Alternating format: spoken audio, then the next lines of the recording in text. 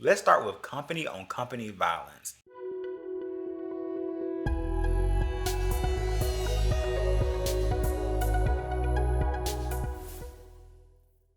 Good morning, everyone, and welcome back to Craw Park. Let's jump right on in. Let's start with company on company violence. Slack is alleging that Microsoft is violating antitrust laws in the European Union. They're alleging that Microsoft is unfairly using their influence to push them out of the workspace video chat market.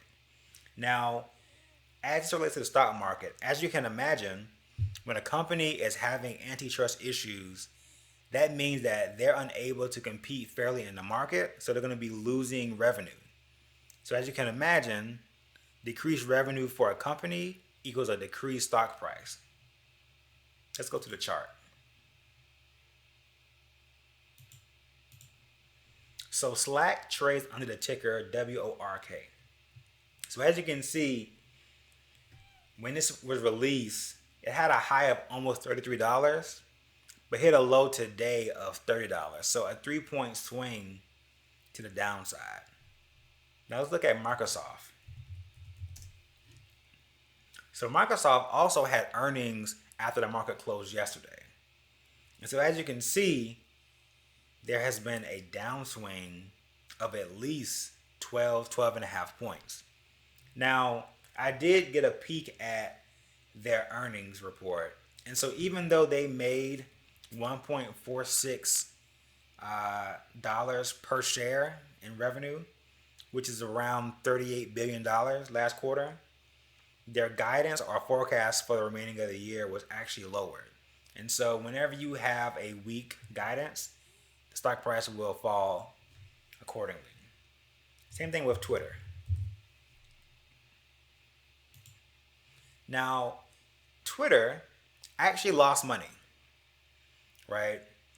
They actually lost quite a significant amount of money, actually. So when I look at how much they lost 16 cents per share, which is actually higher than what analysts thought they would lose. But you may be wondering, well, why is their stock price going up?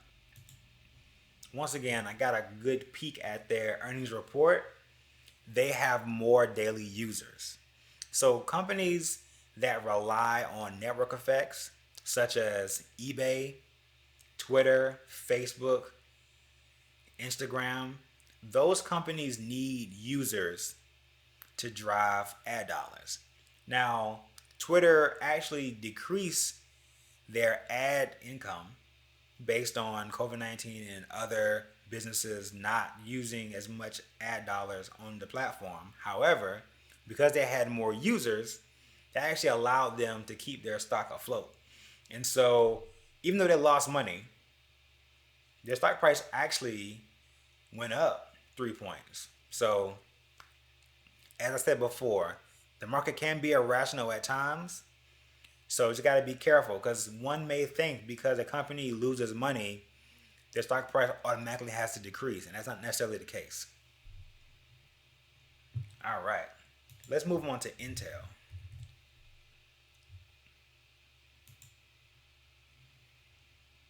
Now, another company that made money but had a weak guidance.